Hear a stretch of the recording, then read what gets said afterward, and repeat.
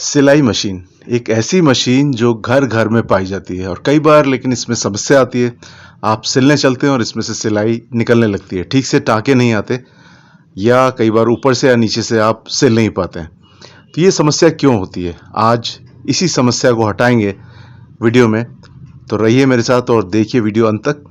बहुत उपयोगी चीज़ें मैं आपको बताने वाला हूँ आज। हर घर में होती है और आप इस तरह से मेहनत करके, थोड़ी सी मेहनत करके अपने मशीन को साल दर साल सही भी रख सकते हैं और बहुत सारे पैसे भी बचा सकते हैं। तो चलिए सबसे पहले तो मैं यहाँ से निकाल लेता हूँ रील मैंने निकाल के अलग कर दी और मशीन को नीचे की तरफ से खोल लिया। तो नीचे से आप इसके पुर्जे जो हैं उनकी आप मेंटेनेंस भी कर सकते हैं। अगर आप मेंटेन करके रखते हैं तो आपको इस तरह की कोई भी दिक्कत नहीं आने वाली। जहाँ पर आप लगाते हैं इसको, धागे को, उस हिस्से को आप खोल लीजिए। 2 स्क्रूज हैं, 2 स्क्रू से खोल लीजिए और खोल के ये बिल्कुल बाहर आ जाएगा। और इसको खोलने की ज़रूरत आपको हमेशा नहीं पड़ेगी, बस कभी कभी 3-4 साल में एक बार आप कर सकते हैं, क्योंकि कई बार धूल मिट्टी वगैरह जम जाती है। तो कुछ कारण होते हैं जिस वजह से ये धागा आपका छूटने लगता है। तो उनमें से एक कारण ये भी होता है कि धूल मिट्टी जम जाती है, ठीक से धागा नहीं पकड़ पाती मशीन। तो पहली चीज़ तो हम इसको निकाल लेते हैं और इसके पीछे भी एक स्क्रू लगा होता है, तो उस पीछे वाले स्क्रू को भी खोलेंगे और इसमें 3-4 हिस्से होते हैं। उन सभी हिस्सों को, सभी पुर्जों को अलग अलग कर लेंगे। अलग करने से होगा कि आप उसकी अच्छी तरह से सफाई कर सकते हैं। ये देखिए पीछे की तरफ एक स्क्रू है, तो इसको स्क्रू को यहाँ से खोल लेते हैं और खोलने के बाद सारे हिस्सों की हम सफाई करेंगे। तो जैसा कि मैं कह रहा था, हर घर में हिंदुस्तान में मशीनें होती हैं और बहुत थोड़ा समय देके आप इसको मेंटेन कर सकते हैं। ये मैंने खोल लिया और इसके पीछे का एक हिस्सा, जो इस सभी मेटल के पार्ट होते हैं, लोहे के पार्ट होते हैं, तो ये आप निकाल लीजिए इसको। और निकालने के बाद जितना हो सके इसको साफ़ कर लीजिए। थोड़ी बहुत डस्ट तो इसमें आ ही जाती है, तो कोई भी मशीन होगी इसमें आप डस्ट से हमेशा बचिए, क्योंकि डस्ट सबसे बड़ी दुश्मन होती है मशीनों की, चाहे वो इलेक्ट्रॉनिक हो या मैकेनिकल हो। किसी भी चीज़ में डस्ट जाएगी तो नुकसान ही पहुंचाएगी। तो ये मैंने इसको साफ़ कर लिया और साफ़ करने के बाद नीचे की तरफ 2 स्क्रूज और लगे हुए छोटे से, ये हिस्सा भी इसका खोल लेते हैं। और खोलने के बाद अब यहाँ पर थोड़ी सी डस्ट दिखाई दे रही है, इसको आप पोंछ के, या मेरे पास ज़ोरिक है, ज़ोरिक का इस्तेमाल मैं करूँगा और ज़ोरिक से इसकी डस्ट भी चली जाएगी और जो जंग थोड़ी बहुत लगी हुई वो भी हट जाएगी। और उसके बाद आप इसको पोंछ दीजिए कपड़े से पोंछ के सारा इसका ऑयल वगैरह निकाल दीजिए इसमें से, क्योंकि ऑयल रहेगा तो आपकी रील को ख़राब करेगा। तो कोई भी इसमें ऑयल रहेगा नहीं, लेकिन बस मेंटेन करने के लिए। जैसे आप मशीन में तेल डालते हैं, आपके पास तेल हो तो आप तेल का भी इस्तेमाल कर सकते हैं। मेरे पास ज़ोरिक है तो ज़ोरिक और भी बेहतर चीज़ है, तो उसका इस्तेमाल करके सारे पुर्जों को इसको साफ़ कर लेंगे, एक एक हिस्से को, और उसके बाद पोंछ लेंगे। इसमें ऑयल बिल्कुल भी नहीं रहने देंगे, ताकि ये अच्छे से साफ़ हो जाए और स्मूथली काम करे ये। तो ये देखिए मैंने वापस इसको इसे साफ़ कर लिया और जैसे निकाला था उसी क्रम में इन पुर्जों को वापस लगा देंगे, लगा के इसको मशीन में जोड़ देंगे। उतना ही आसान है। और ये जिस तरफ से ठीक से बैठ जाए उस तरफ से आप इसको लगाइए। देख लीजिए कहाँ से, इस तरफ से ना आ रहा हो तो पलट के देख लीजिए, नहीं तो आप ऐसे ही लगा सकते हैं। जहाँ से भी सही लगे वैसे आप लगा दीजिए इसको। और एक एक चीज़ का हिस्सा फिक्स होता है, कहाँ पर ग्रूव्स लगेंगे, कहाँ पर पिन लगेगी, कहाँ पर स्क्रू आएंगे, सब कुछ आप वैसे के वैसे ही लगा दीजिए। इसको लगाने के बाद स्क्रूज को टाइट कर दीजिए। तो इसको टाइट, एक स्क्रू पीछे वाला इसको टाइट कर लीजिए और टाइट करने के बाद आगे के 2 स्क्रू हैं वो भी हम लगा ही देंगे। तो मशीन जब आप मेंटेन करने चलेंगे तो आपको कुछ चीज़ों की ज़रूरत तो पड़ेगी, जैसे स्क्रू ड्राइवर हो गया, प्लास की भी ज़रूरत पड़ सकती है, और स्क्रू ड्राइवर ने बता ही दिया। ऑयल हो गया, मशीन का ऑयल हो गया, एक कपड़ा हो गया, गंदा कपड़ा, एक साफ़ कपड़ा साफ़ करने के लिए, क्योंकि आप हमेशा मशीन को गंदा तो नहीं रखेंगे। और कुछ कारण होते हैं जिस वजह से धागा छोड़ने लगती है, तो 3-4 कारण उसमें से होते हैं। उसमें से एक कारण गंदगी वाला, जैसे मैंने बताया। तो पहले इसको कर लेते हैं और वीडियो को अंत तक ज़रूर देखिएगा, क्योंकि सबसे मुख्य कारण मैं बाद में बताऊंगा जिस वजह से मशीन में ऐसा हो जाता है। लेकिन साथ ही साथ मैं आज पूरा मेंटेन करके दिखाता हूँ किस तरह से आपको मशीन मेंटेन करनी है घर में। तो आपको दिक्कत नहीं आएगी, कहीं ले जानी भी नहीं पड़ेगी, और साल दर साल मशीन तो पीढ़ियों पीढ़ियों चलती है। अब ये देखिए नीचे वाला हिस्सा भी लगा देते हैं मेटल का। अब ये मशीन मेरी मम्मी जी की मशीन है, तो उन्होंने इसको इस्तेमाल किया होगा कम से कम 50 साल 40 साल, उसके बाद अभी भी चल रही, तो कह सकते हैं 50-55 साल हो गए इसको, और आगे भी ये चलती ही रहेगी। मैकेनिकल है, इसमें कुछ नुकसान होना नहीं, वेयर एंड टेयर इतना होता नहीं है।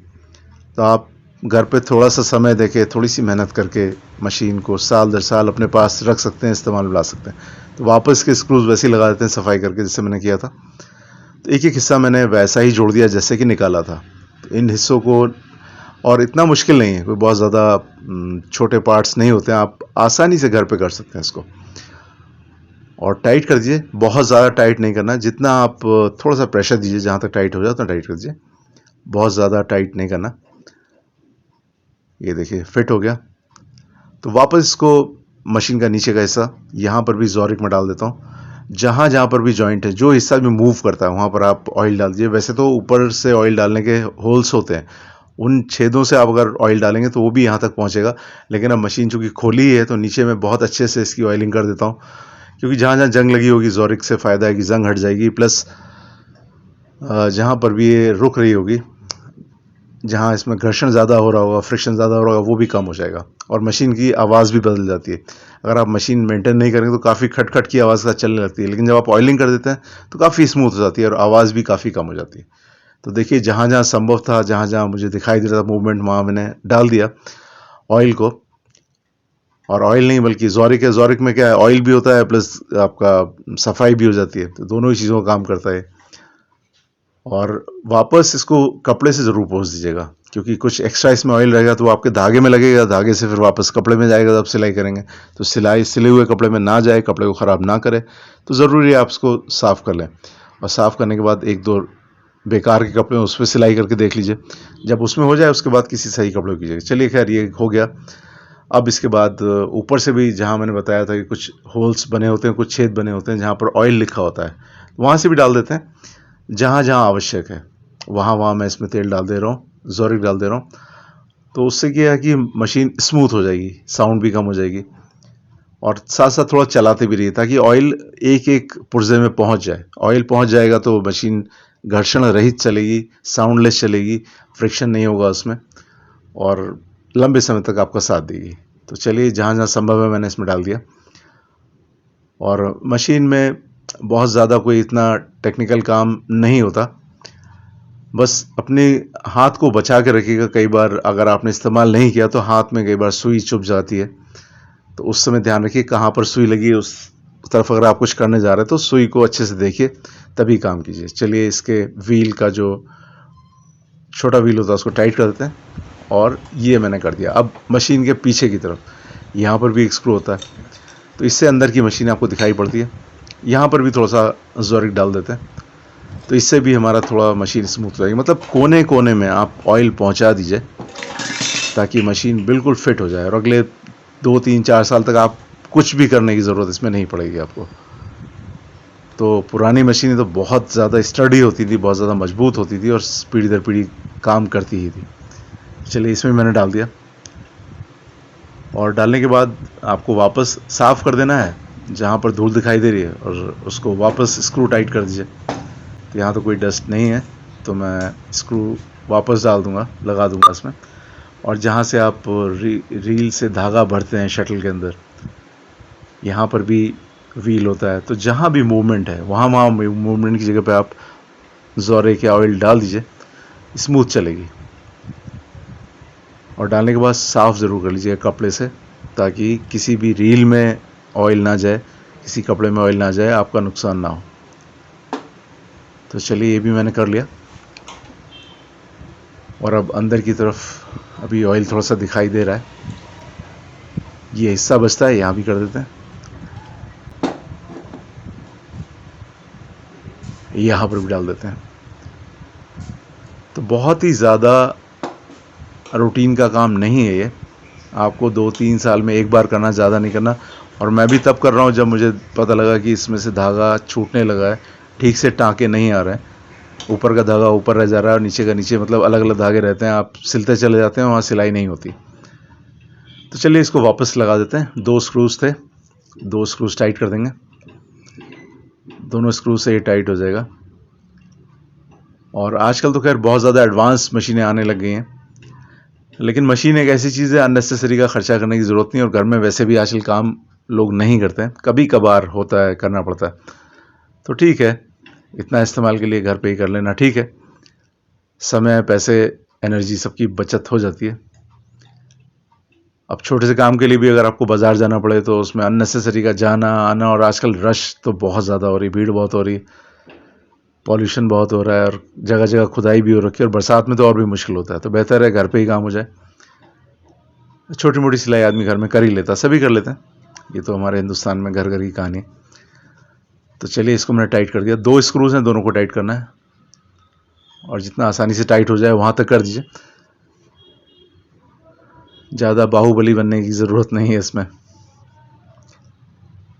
दोस्तों, मैं वीडियोस बनाता रहता हूँ, अब डेली व्लॉग डालता हूँ, कभी ट्रैवलिंग का डाल देता हूँ, कभी कुछ घर में खुला खाली की उसका भी डाल दिया, किसी मशीन का डाल दिया, कभी प्रिंटर खोला उसका डाल दिया, या कभी कोई न्यूज़ आ गई उसके ऊपर कोई विश्लेषण कर दिया, या कोई अनबॉक्सिंग कर दी, टेक्नोलॉजी पे डाल दिया, मतलब हर तरह के वीडियो डालता रहता हूँ। तो आज मशीन का काम था, मैंने चलिए ये भी डाल देता हूँ, और ज़रूरत पड़ने पे सभी के काम ही आ जाता है, और हर किसी को मालूम भी नहीं होता कैसे करना है। तो चलिए, पीछे का भी कैप लगा देता हूँ, उसको स्क्रू टाइट कर देता हूँ। तो दोस्तों, बहुत से वीडियोस पड़े होते हैं, समय मिले तो अन्य भी देखिएगा, कुछ ना कुछ आपके काम ज़रूर आएंगे। और ऊपर का ये स्टील का स्लाइडिंग प्लेट ये भी लगा दी मैंने, तो सारा कुछ लगा दिया। अब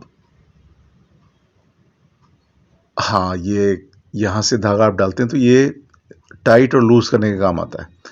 इसकी भी सफाई कर लेते हैं। कई बार ये इसमें डस्ट बहुत ज़्यादा जम जाती है और धागा ठीक से आपका मूव नहीं करता है।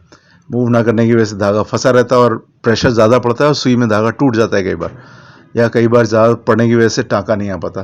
तो इसकी भी सफाई कर लीजिए। तो इसके 3-4 हिस्से होते हैं, बस क्रम याद रखिए कौन सा कैसे लगना है, कोई बहुत ज़्यादा डिफिकल्ट नहीं है।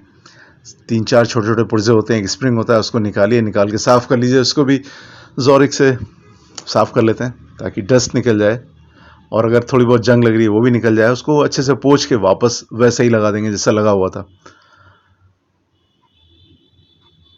तो जैसा कि मैं कह रहा था कि अपना काम खुद करने से एक तो ठीक है, कुछ जानकारी भी होती है, थोड़ी खुशी भी मिलती है, चलो अपने समय का यूटिलाइजेशन कर लिया, पैसे भी बचा लिए, एनर्जी भी बचा, एनर्जी तो खैर लगती है, लेकिन हाँ, टाइम भी बच जाता है।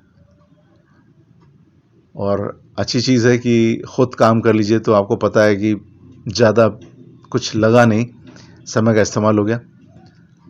और पीछे का हिस्सा इसको भी खोल के, जो जो हिस्सा आप खोल सकते हैं खोल डालिए, इसमें ऐसी कोई मुश्किल चीज़ नहीं है। बस खोल के जहाँ भी आपको मिट्टी दिखाई देती है मिट्टी निकाल दीजिए, डस्ट निकाल दीजिए, कहीं जंग लगी है जोर डाल के उसको भी साफ़ कर लीजिए। और उसके बाद वापस जो स्क्रू जैसे लगा है वैसे ही आपको लगाना है, कोई ऐसा मुश्किल नहीं होता। तो लगाने के बाद टाइट कर दीजिए जितना संभव हो सके, बहुत ज़्यादा प्रेशर देना नहीं और बहुत लूज़ भी नहीं छोड़ना, क्योंकि मशीन है। और यहाँ पर सामने सुई होती है, सुई पे ज़रूर ध्यान रखिए, सुई में उंगली ना चली जाए, क्योंकि जो लोग ये काम नहीं करते उनको थोड़ा सा फोकस रखना पड़ता है, वरना होता ये है कि आपकी 1 सेकंड लगता है आपकी उंगली में ब्लड आने में, सुई से कट जाएगी। तो चलिए, इसमें भी मैंने डाल लिया जोरिक, और जोरिक से इसको साफ़ कर लेते हैं, स्प्रिंग वगैरह सारे हिस्से इसके छोटे छोटे, और वापस यहाँ एज इट इज़ लगा देंगे। वीडियो थोड़ा लंबा हो रहा है, लेकिन इसलिए दिखा रहा हूँ ताकि अगर किसी को नहीं पता है, ख़ासतौर से महिलाएं जिनको नहीं मालूम है कैसे क्या करना है, तो आराम से इसको देख के आप कभी भी वीडियो को देख सकते हैं और अपना मेंटेनेंस मशीन का खुद ही कर सकते हैं, और सारा डस्ट निकाल के वापस इसको वैसे ही लगा देते हैं। तो अब तो खैर बहुत एडवांस मशीनें आने लगी, इसमें लाइट भी होती है, और अगर आप प्रोफेशनली काम करते हैं तो फिर और भी ज़्यादा मजबूत मशीनें आती हैं, 24-24 घंटे काम करने वाली आती हैं। काम तो खैर ये भी करेगी, लेकिन ये चूँकि मैनुअल होती है, आपको हाथ से मेहनत करनी पड़ती है, तो इसमें तो आपके हाथ थक ही जाएंगे, उतना समय आप दे नहीं पाएंगे इसमें। लेकिन हाँ, छोटा मोटा काम ख़ासतौर से महिलाओं को करने पड़ते हैं। कभी अपने छोटे मोटे कपड़े सिल रही हैं, या कभी कोई नैपकिन वगैरह सिल रही हैं, एप्रन वगैरह सिल रही हैं, या कोई कर्टन वगैरह सिल रहे हैं, तो इस तरह की चीज़ें होती रहती हैं, तो उसके लिए बहुत उपयोगी है मशीनें। चलिए, इसको वापस मैंने वैसा ही लगा दिया जैसा खोला था, और इसको एडजस्ट करेंगे जब लास्ट में सिलाई करेंगे उस समय। क्योंकि इसको बहुत ज़्यादा टाइट भी नहीं करना, बहुत लूज़ भी नहीं करना। आपका धागा बिल्कुल सही सही चले, स्मूथली चले और सिलाई होती रहे। मेन मुद्दा हमारा यही है कि सिलाई होनी चाहिए, धागा छूट रहा है, धागा नहीं छूटना चाहिए।